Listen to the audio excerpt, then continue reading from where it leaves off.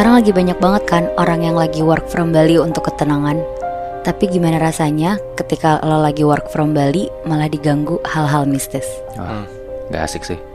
Kejadian ini dialamin sama cewek, namanya kita sebut aja Ica. Ica ini umurnya 25 tahun. Dia tinggal dan kerjanya di Jakarta. Kejadiannya baru dialamin pas lagi pandemi kayak gini nih. Kantornya full WFH dan Ica mutusin untuk work from Bali bareng teman-temannya. Teman-temannya orang kantornya juga? Ya, orang-orang kantornya. Oh, oke. Kayak anak-anak Jaksel zaman sekarang gitu loh, yang work from Bali gitu, Bi. Jadi mereka ini berempat, Ica, Kina, Azam, dan Daryl. 2 cewek, 2 cowok. Mereka beli tiket pesawat ke Bali, tapi gak beli tiket pulang. Soalnya mau ada rencana untuk sebulan di sana gitu. Mereka nginepnya di guest house. Jadi guest house-nya ini tuh kayak rumah tua gitu. Dan orang yang jaga guest house-nya cuma datang pas check-in sama check-out doang. Jadi selama mereka di sana nggak ada penjaga ini? Iya, nggak ada. Jadi kayak serasa rumah sendiri gitu. Sampai akhirnya di minggu ketiga si Ica ini mulai ke warlok-warlokan dan ke Bali-Balian gitu. Kayak gimana tuh? Dia tuh kayak mulai peduli sama kesehatan dan meditasi gitu ceritanya, Bi. Akhirnya Ica pergi ke toko yang jualan dupa. Katanya sih karena dia emang suka banget wangi-wangi dupa. Dia beli banyak sama belinya tuh asal gitu. Dia gak tahu nih jadinya fungsi-fungsi dari dupa ini tuh apa. Oh, emang dupa banyak fungsinya? Iya, ternyata ada yang untuk upacara, kayak gitu-gitu. Bahkan ada juga yang buat manggil leluhur dan manggil makhluk halus gitu.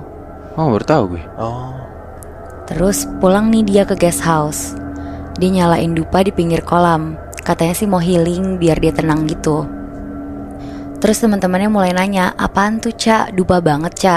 Kenapa gak lilin aromaterapi aja?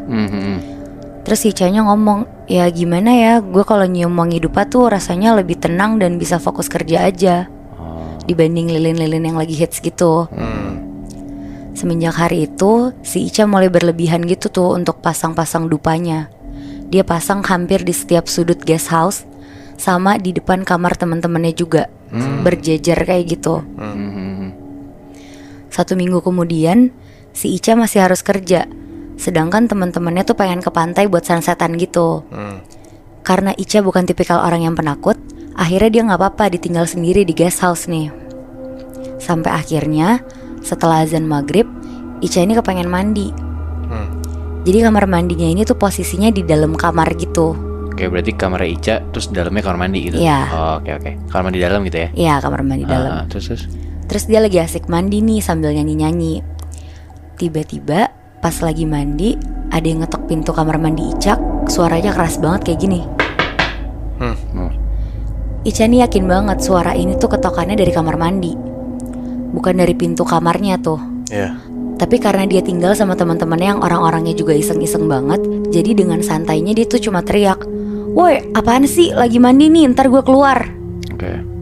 Tapi anehnya ya, kan kamar mandinya tuh di dalam kamar. Kayak niat banget gak sih teman-temannya sampai masuk cuma buat ngetok-ngetok terus keluar lagi gitu. Akhirnya dia keluar mau nyamperin teman-temannya. Pas dia keluar, ternyata meja makannya tuh kosong. Terus dia mikir, oh mungkin lagi pada di kamar sebelah nih, karena biasanya nongkrongnya tuh di kamar sebelah. Terus pas dia buka kamar sebelah, ternyata kamarnya tuh dikunci. Berarti dia sendirian di villa dong? Ternyata emang dia beneran sendirian. Oh shit. Dia ngiranya kan, tapi itu teman-temannya kan.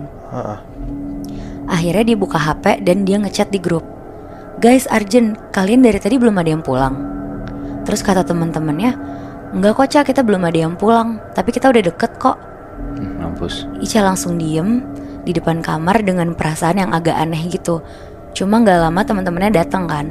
Terus pada nanya kenapa. Akhirnya diceritain sama Ica kejadian yang barusan dia alamin. Karena Ica juga orangnya sangat bodoh amat dan gak percaya hal-hal mistis, jadi kejadian kemarin tuh dianggap angin lewat aja sama Ica. Sampai akhirnya Ica sama teman-temannya ini kepengen refreshing untuk ganti suasana. Mereka mutusin untuk nyewa villa 1 malam doang. Ini villa yang lain nih? Iya, ini beda villa.